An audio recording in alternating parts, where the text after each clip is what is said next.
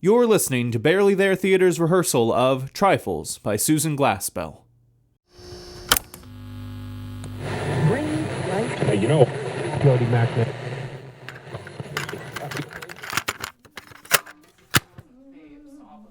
Alright, Shyan, our lovely narrator, you'll be here in this chair. I have a stand if you'd like it. So the door from the outside will be over here by the refrigerator. So when you all enter, no, I immediately changed my mind. The door will be here. So when you're coming in, you will just enter in through here, and then when you exit, you will go back out that way.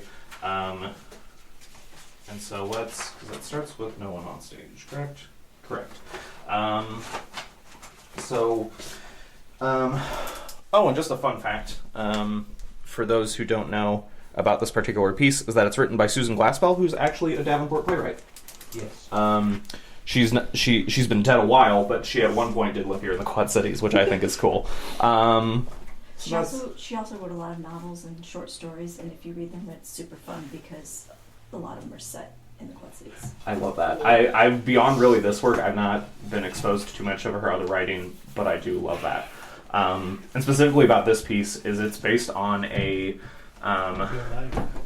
life, because she was like a reporter for like a local newspaper, and she was like covering this crime, and like all the like people were like just like I just don't know how this crime could have happened, and like she was like, are you for real? Like it's very clearly the wife did, and they're like we just don't know why, and she's like okay, y'all are kind of dumb. So that's kind of the origin of this, is that like she just like was covering a crime and saw these real life men in charge like just scratching their head over like the very clearly like here's what happened, and like well these things just happen, and she's like okay sure.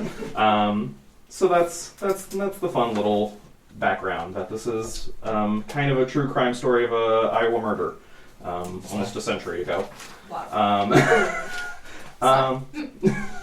And I'm not going to record it now, but just to make sure I have everyone's names pronounced correctly: Shyan DeVoss, Bradley Heinrichs, Bradley Robert Jensen, Doug and Sara Kutzli, and Taylor Lynn. Okay, great. I will say the last name is spelled wrong. Oh, thank you. It's an I instead of E at the end. Oh, thank you. Thank you. I will make sure that is correct in the final version. Oh, and the last thing before we get into it is I don't have a release date for this yet. I, for 2023, was like, I'm going to announce all these things and record them all, and it'll be really great. And then I announced them all and didn't even make it to half of it. So what I'm doing for this upcoming year is recording everything up front, and then just once it's all done, releasing it in one like long stretch. So I don't have a date for this yet, but when it does go out, you all get an email being like, hey, you can go listen to it. That is my last bit of the spiel. All right, so at the top of the show, everyone except for Shyan is out of the farmhouse. So you can step out into the hallway.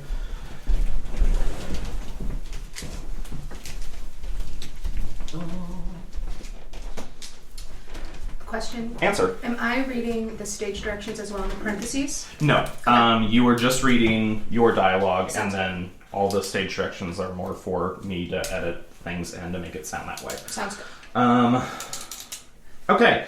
So Shyan will start with her opening little bit, and when the outer door opens, that is when you will all mill into here, kind of clomp your feet a bit. If any of you want to throw your shoes back on, I wouldn't actually mind. Mine And then that'll be perfect. And then once you get in here, it's cramped, so I don't really have specific spots for you to go. So for now, let's have the men kind of conglomerate in the center of the room, and then Sara, if you just want to stand up here in the corner with Shyan while the men go about their business. And then once the men leave, we'll shift gears. All right, so whenever you're ready, Shyan, take it away. The scene is set in the kitchen of the now abandoned farmhouse of John Wright. It's a gloomy kitchen and left without having been put in order. Unwashed pans under the sink, a loaf of bread outside the bread box, a dish towel on the table. among other signs of incomplete work. A rocker sits in the corner. There are 3 doors, one leading outside, one upstairs, and one into the bedroom. The outer door opens. That's when Walter.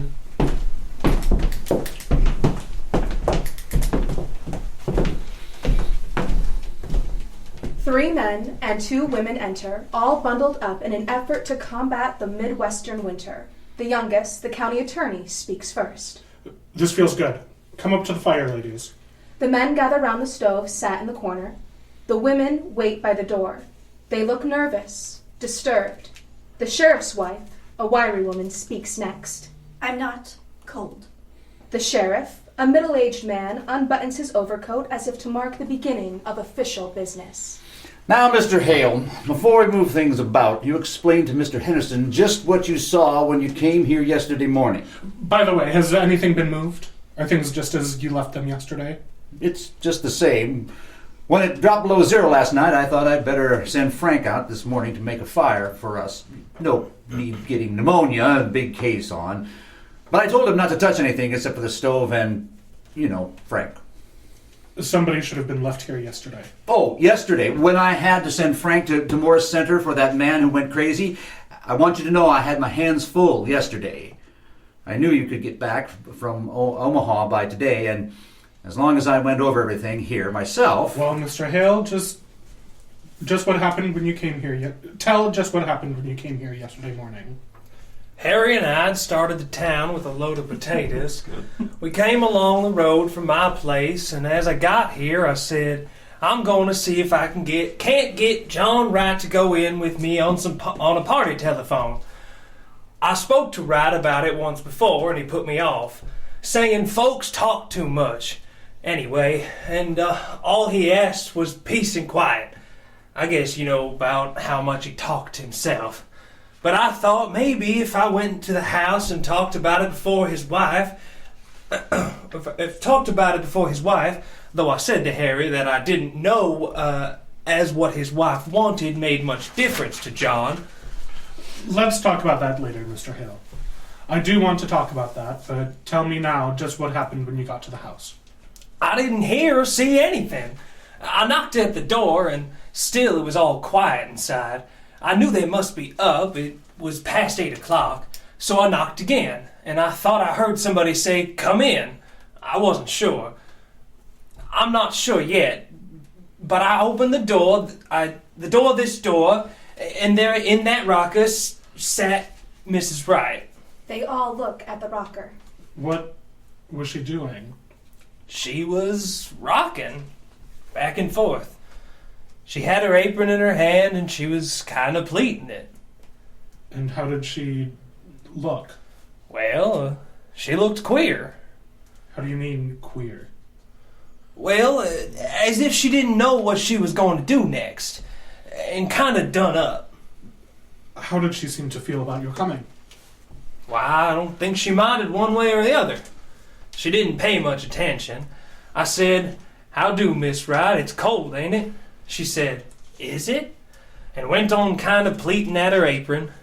Well, I was surprised. She didn't ask me to come up to the stove or to sit down, but just sat there, not even looking at me. So I said, I want to see John. And then she laughed. I guess you would call it a laugh. I thought of Harry and the team outside, so I said a little sharp, "Can't I see John?" "No," she says, kind of dull-like. "Ain't he home?" says I. "Yes," says she, "he's home." "Then why can't I see him?" I asked her out of patience. "'Cause he's dead," says she. "Dead," says I. She just nodded her head, not getting a bit excited, but rocking back and forth. "Why, where is he?" says I, not knowing what to say. She just pointed upstairs like that.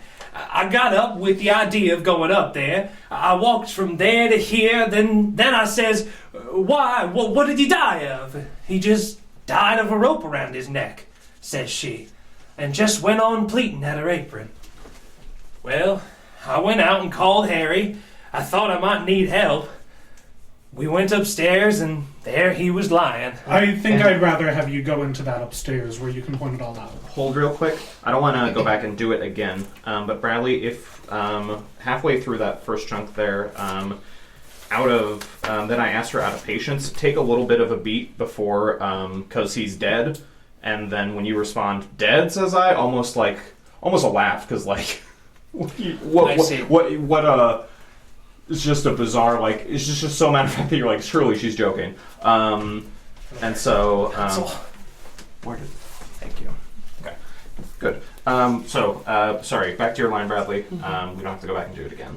I know you'll get it next time. Keep on going.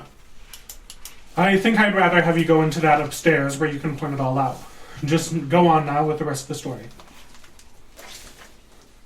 Sorry, writing the note. You're okay. Well, my first thought was to get that rope off. It looked...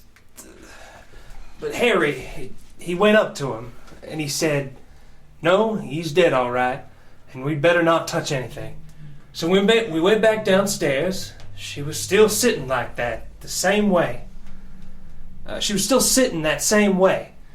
"Has anybody been notified?" I asked. "No," she says, unconcerned.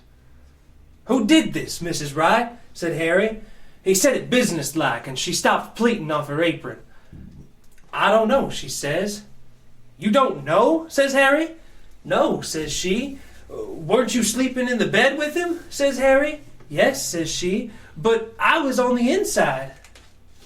"Somebody slipped a rope round his neck and strangled him, and you didn't wake up?" says Harry. "I didn't wake up," she said after him. We must have looked as if we didn't see how that could be, for after a minute she said, "I sleep sound." Harry was going to ask her more questions, but I said maybe we ought to let her tell her story first to the coroner, or to the sheriff. So Harry went fast as he could to Rivers' place, where there's a telephone. And what did Mrs. Wright do when she knew that you had gone for the coroner? She moved from that chair to this one over here and just sat there with her hands held together and looking down. And hold real quick. Bradley and Doug, if you two could just take... Sorry, this Bradley. If you could just take a step up, and then Bradley on this line. She moved from that chair to this one over here. Just cross over here. Okay. Because let's just say that's the chair you're talking about. And the rocker's over here then. Tell me about who's in my hair. Yeah, I know. It's funny. From your line again, from wherever you stopped. Okay.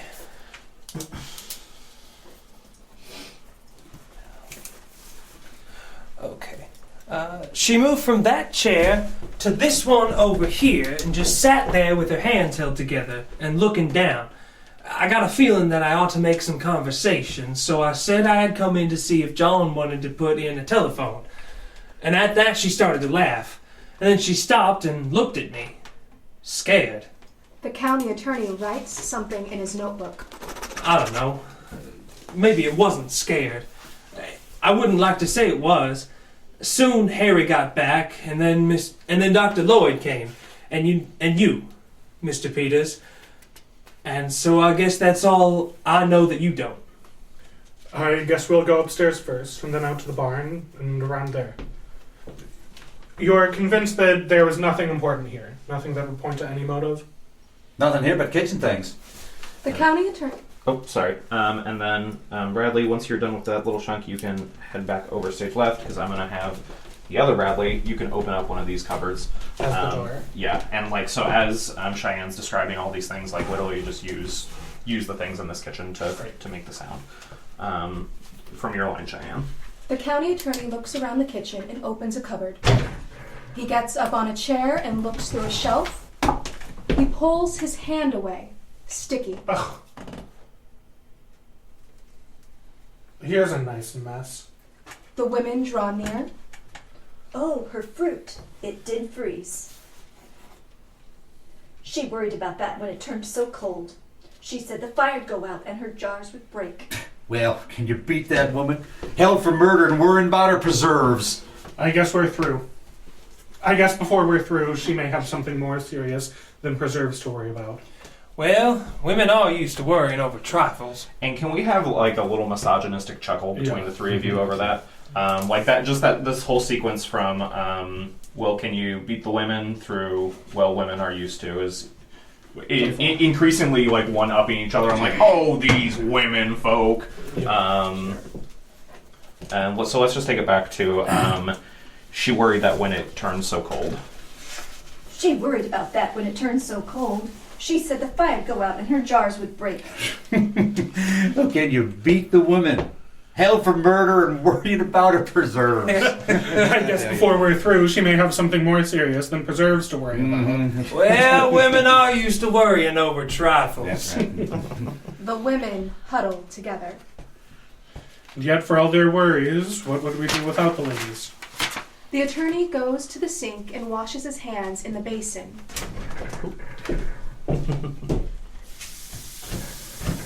He starts to wipe his hands on the roller towel. Sorry. You okay? Dirty towels. He kicks the pan stored under the sink.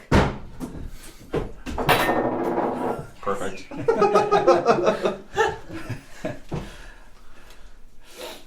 Not much of a housekeeper, would you say, ladies? There's a great deal of work to be done on a farm. To be sure, and yet I know there are some Dixon County farmhouses which do not have such roller towels. He pulls at the roll to display its filth. Those towels get dirty awful quick. Men's hands aren't always clean as they might be. Ah, loyal to your sex, I see. But you and Mrs. Wright were neighbors. I suppose you were friends too? I've not seen much of her of late years. I've not been in this house more than a year. And why was that? You didn't like her? I liked her all well enough. Farmers' wives have their hands full. Mr. Henderson, and then Yes. it never seemed a very cheerful place. No. It's not cheerful. I shouldn't say she had the homemaking instinct. Well, I don't know as Wright had either. You mean they didn't get on very well? No, I don't mean anything. But I don't think a place would be any cheerfuler for John Wright's being in it. I'd like to talk more of that a little later. I want to get the lay of things upstairs now. I suppose anything Mrs. Peters does will be all right. She was to take in some clothes for her, you know, and a few little things. We left in such a hurry yesterday. Yes, but I would like to see what you take, Mrs. Peters, and to keep an eye out for anything that might be of use to us. Yes, Mr. Henderson. And then step on the stairs and look about the kitchen. No, it's fine. I'm not going to overthink it. I'll have you gentlemen head back out into the living room, and you can just hang out in there and talk amongst yourselves. You don't need to worry too much about your volume because we're not recording officially yet. So keep on going in here. I'd hate to have men coming into my kitchen, snooping around and criticizing. She fixes the pans under the sink that the lawyer disturbed. Of course, it's no more than their duty. Judy's all right, but I guess that deputy sheriff that came out to make the fire might have got a little off on this. What the hell am I reading? But I guess that deputy sheriff that came out to make the fire might have got a little of this on. She gives the roller towel a pull. Wish I'd thought of that sooner. Seems mean to talk about her for not having things slicked up when she had to come away in such a hurry. On the opposite end of the room, Mrs. Peters has lifted a towel covering a pan. She has bread set. Mrs. Hale's eyes fall on another loaf of bread beside the bread box. She was going to put this in there. She picks up the loaf, then drops it. It's a shame about her fruit. I wonder if it's all gone. She climbs on a chair and looks. I think there's some here that's all right, Mrs. Peters. Yes, this cherry's too. I believe that's the only one. She climbs down from the chair with the bottle in her hand. She wipes it off in the sink. She'll feel awful bad after all her work and the hot weather. I remember the afternoon I put my cherries up last summer. She sets the bottle on the table. She sighs and almost sits down in the rocking chair. Before she is seated, she realizes what chair it is and steps away. The chair rocks back and forth from her brief touch. Well, I must get these things from the front room closet. You coming with me, Mrs. Hale? You can help me carry them. The women exit into the bedroom.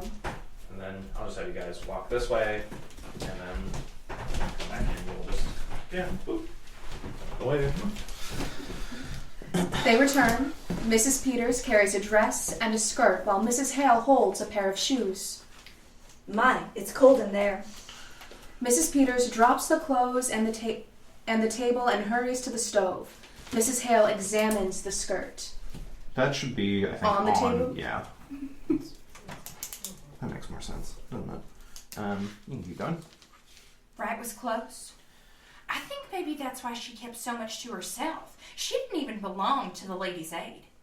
I suppose she felt she couldn't do her part, and then you don't enjoy things when you feel shabby. She used to wear pretty clothes and be lively when she was Minnie Foster, one of the town girls singing in the choir. That was like 30 years ago. This all you was to take in?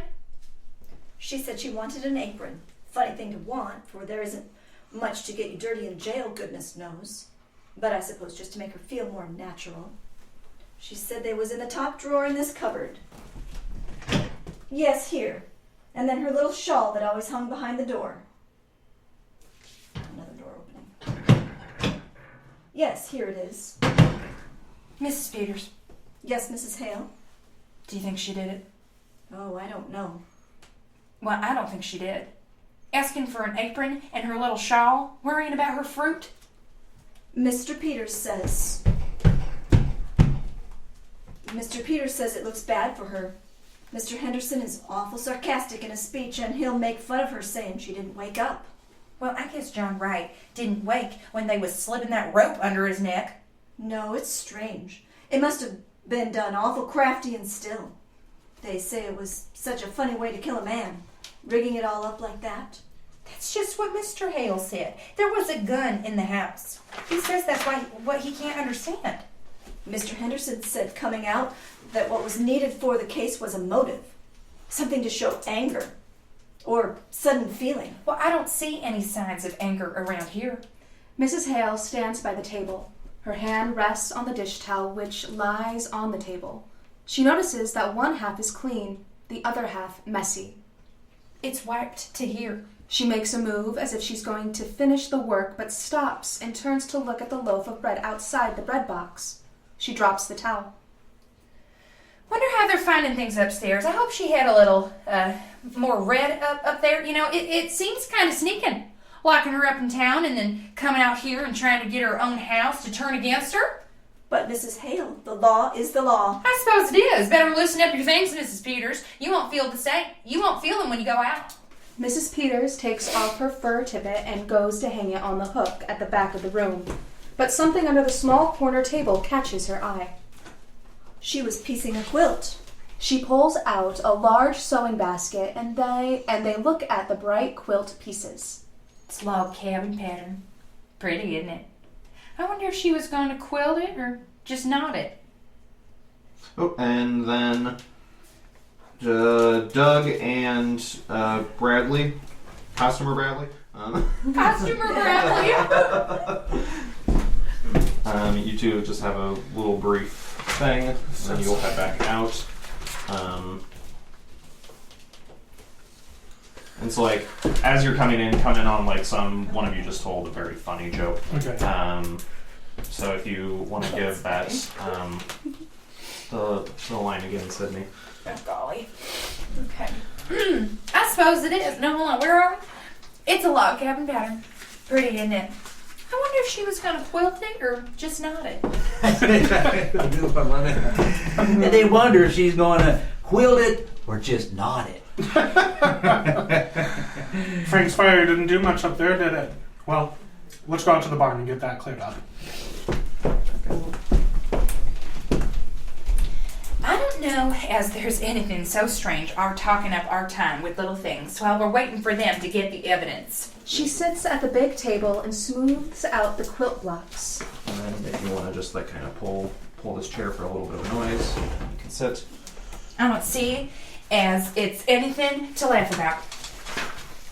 Of course they've got awful important things on their minds. Mrs. Peters joins Mrs. Hale at the table. They inspect the blocks. Same thing. Just kind of Mrs. drag the Peters, chair a little bit. look at this one. Here, this is the one she was working on, and look at the sewing. All the rest of it has been so nice and even.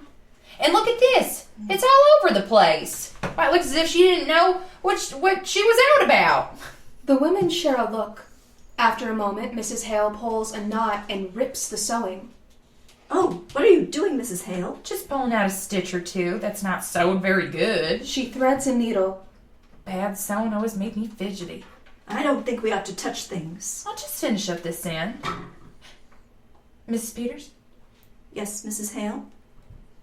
what do you suppose she was so nervous about? Oh, I don't know. I don't know if she was nervous. I sometimes sew awful queer when I'm just tired. Well, I must get these things wrapped up.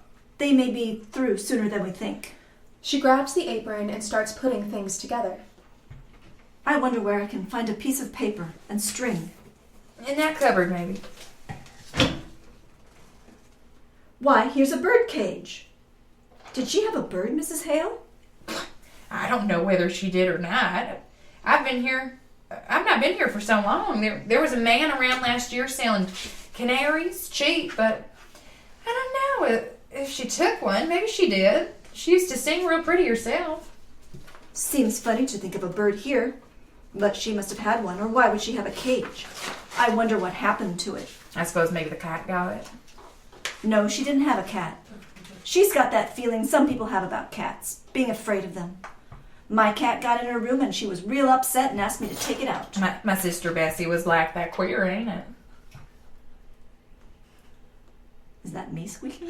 No, it's like just a rusty. yeah. So that's something I'll add in later. Good question though. I mean, I can do that. Why, look at this door. It's broke. One hinge is pulled apart.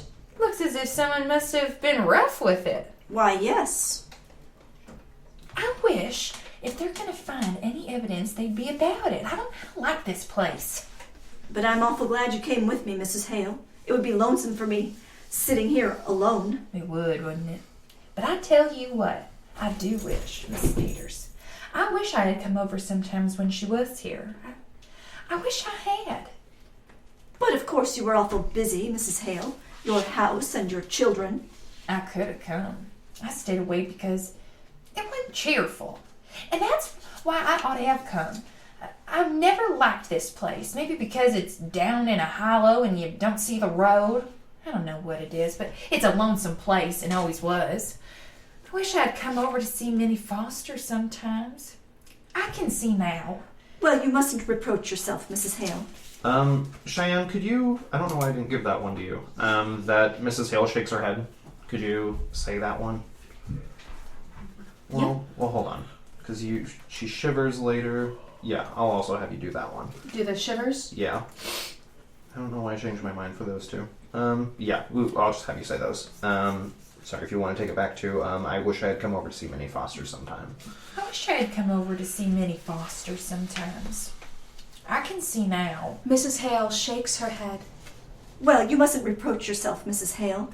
Somehow we just don't see how it is with other folks until something comes up. Not having children makes less work, but it makes a quiet house. And Wright ought to work all day and no company when he did come in.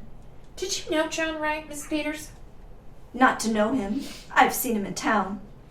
They say he was a good man. Yes, good. He didn't drink and kept his word as well as most, I guess, and paid his debts, but he was a hard man, Miss Peters, just to pass the time of day with him. Mrs. Hale shivers.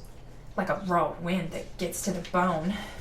I should think she would have wanted a bird, but what do you suppose went with it? I don't know, unless it got sick and died.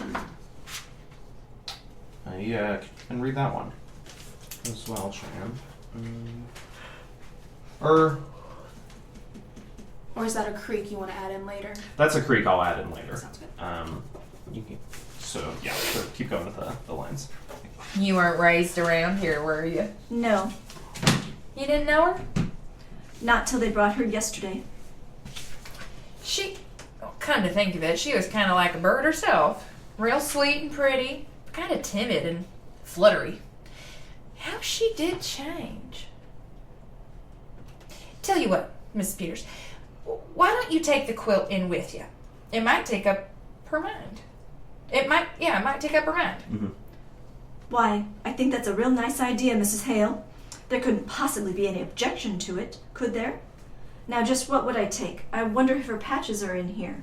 And her things. The women look in the sewing basket. Here's some red. I expect this has got sewing things in it. What a pretty box. Looks like something somebody would give you. Maybe your scissors are in here.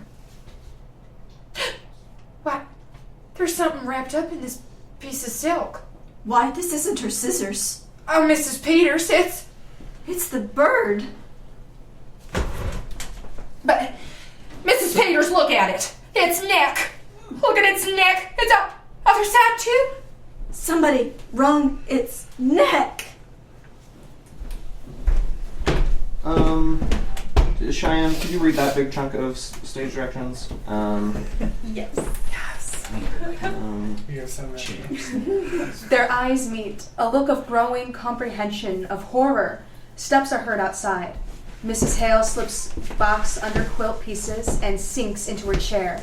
A breeze blows as the door opens and the sheriff and county attorney enter. Mrs. Peters rises to meet them. Well, ladies, have you decided? Yeah. Have you decided whether she was going to quilt it or not it? We think she was going to knot it. Well, that's interesting, I'm sure. Even more condescending on Yeah. that. Yeah. Just even more like, oh, Well, that's interesting, I'm sure. good. The county attorney notices the birdcage. Has the bird flown? We think the cat got it. Is there a cat? Well, not now. They're superstitious, you know. They leave. No sign at all of anyone having come from outside. They're on rope. Now let's go up again and go over it piece by piece. It would have had to been someone who just knew the... As the men leave, the women sit at the table, not looking at one another, both peering into something but at the same time holding back. She liked the bird. She was going to bury it in that pretty box. When I was a girl, my kitten, there was a boy took a hatchet. And before my eyes, and before I could get there, if they hadn't held me back, I would have hurt him. I wonder how it would seem never to have had any children around. No. Right wouldn't like the bird. A thing that sang. She used to sing. He killed that too. We don't know who killed the bird. I knew John Wright. It was an awful thing that was done in this house that night, Mrs. Hale. Killing a man while he slept, slipping a rope around his neck that choked the life out of him. His neck choked the life out of him.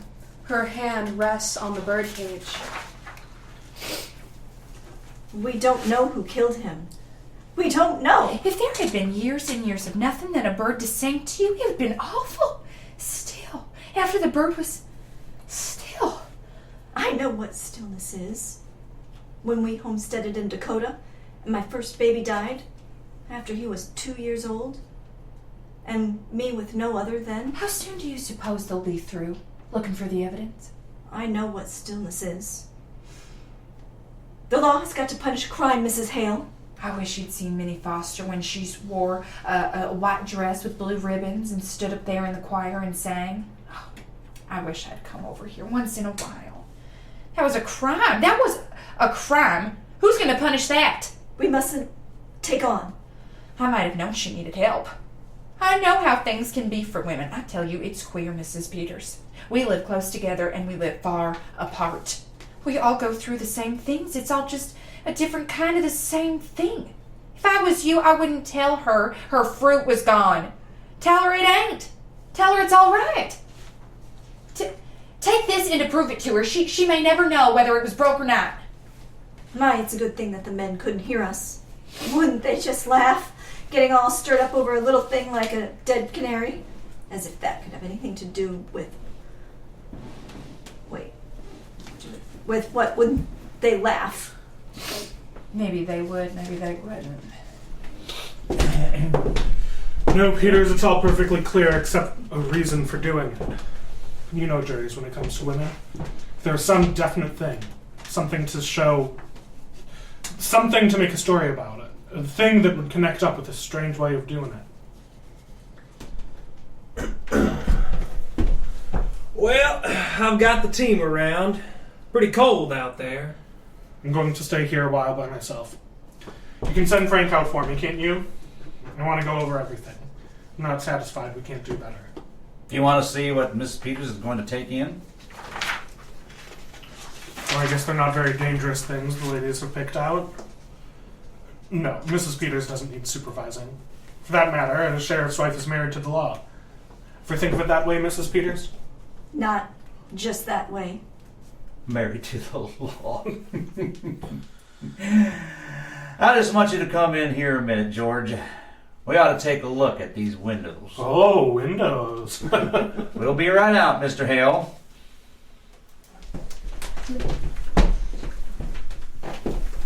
Mrs. Hale rises, and the two women finally look at one another.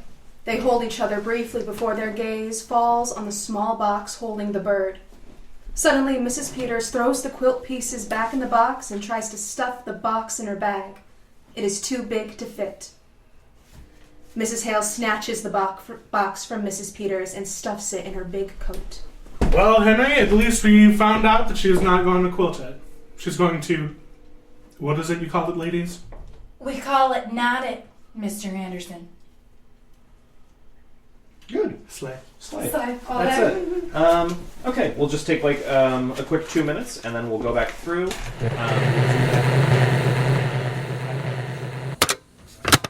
You just heard Barely There Theater's rehearsal of Trifles by Susan Glaspell, featuring the voices of Doug Kutzli, Sara Kutzli, Bradley Heinrichs, Bradley Robert Jensen, Shyan DeVoss, and Alexander Richardson. Be sure to subscribe and listen to our upcoming rehearsals and audio plays. Once again, thanks for listening to Barely There Theater.